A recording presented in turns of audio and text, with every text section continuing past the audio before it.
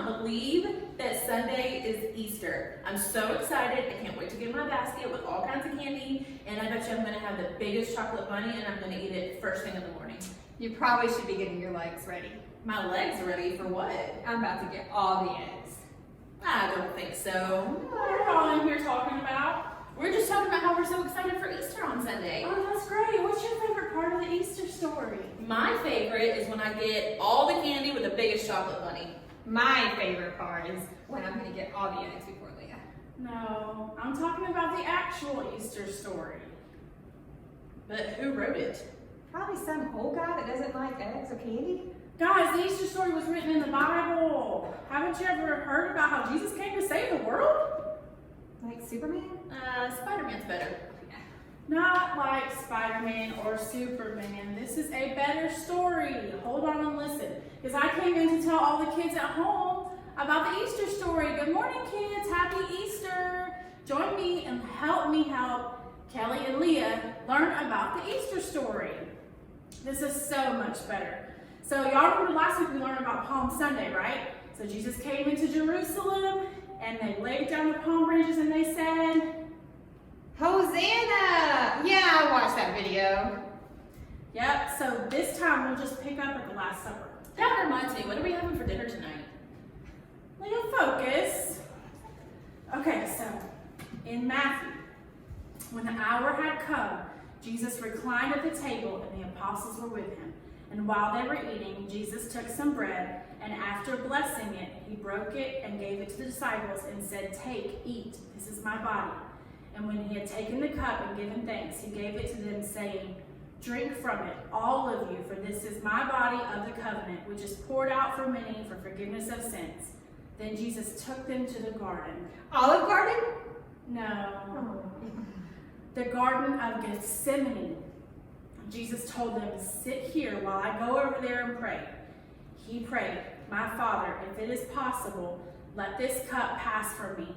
Yet not as I will, but as you will." And after he finishes praying, he goes back to the disciples and he finds them sleeping. They fell asleep? Yes. And Jesus said to them, "So you men could not keep watch for me for 1 hour? Keep watching and praying." Peter said, "I'm so sorry, Master. We will keep watch." So Jesus goes back to his rock to pray, and the disciples fell back to sleep. Jesus prayed, "My Father, if this cannot pass away unless I drink it, your will be done." Jesus went back to the disciples and said, "Are you still sleeping? Get up, let us get going. Behold, the one who betrays me is at hand." What do you mean betray? Someone's going to betray Jesus?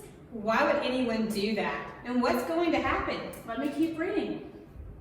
So he was still speaking. Behold, Judas, one of his 12 disciples, comes up accompanied by a large crowd with swords and clubs, who came from the chief of priests and elders of the people.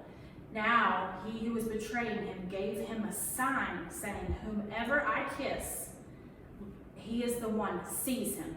So Judas walks over to Jesus and says, "Hail, Rabbi," and kisses him on the cheek. Jesus says, "Friend, why have you come?" Then they came and laid hands on Jesus and took him, and the disciples started shouting, "No, don't take him!" Peter yells, "You're not going to take my Lord," and he drew his sword and struck the servant of the high priest and cut off his ear. Jesus said, "Stop, no more of this." And he touched the man's ear and healed it. And the servant was in such surprise, said, "Thank you." But why is Jesus getting arrested? He didn't even do anything wrong. At least there's a sword fight. True. Did you hear how Jesus touched his ear and healed it? That was awesome. That was awesome, but where are they taking Jesus? They took him before Pilate, and he couldn't find any fault with him. Even so, the crowd kept shouting, "Crucify him!" What? These people are crazy. Then the soldiers led him away. They clothed him with purple and twisted up a crown of thorns and put it on his head. They began to salute him, saying, "Hail, King of the Jews!" Then they struck him on the head with a reed and spat on him. And bowing the knee, they worshipped him. And when they had mocked him, they took the purple off, put on his own clothes, and led him to crucify him. Jesus was beaten, bruised, bleeding, thirsty, exhausted. They took him to a place called Golgotha, which means place of the skull. They nailed him to a cross. Jesus said, "Father, forgive them, for they do not know what they do." As people walked by, they mocked him. They shouted, "Aha, you who would destroy the temple and build it in 3 days, save yourself. Come down from that cross." He saved others. He can't even save himself. A darkness came over the whole land. Jesus cried out in a loud voice, my God, why have you forsaken me? Into your hands I commit my spirit." Having said this, he breathed his last breath. Wait. Jesus died? So it's over? I can't believe it. What kind of story is this? I never said it was over. The best is yet to come. Now on the first day of the week, so 3 days after he died, very early in the morning, the two Marys went to bring spices to anoint Jesus' body. And when they got there, the stone had been rolled away. When they entered the tomb, they saw a young man clothed in a long white robe sitting on the right side, and they were alarmed. But he said to them, "Don't be afraid. You seek Jesus of Nazareth, who was crucified. He is risen. He is not here. See the place where they laid him? But go, tell his disciples that he is going before you into Galilee. There you will see him, as he said to you." So they went out quickly and they fled from the tomb, for they trembled and were amazed, and they said nothing to anyone because they were afraid. So he's gone? What happened to him? He couldn't have just got up and walked away.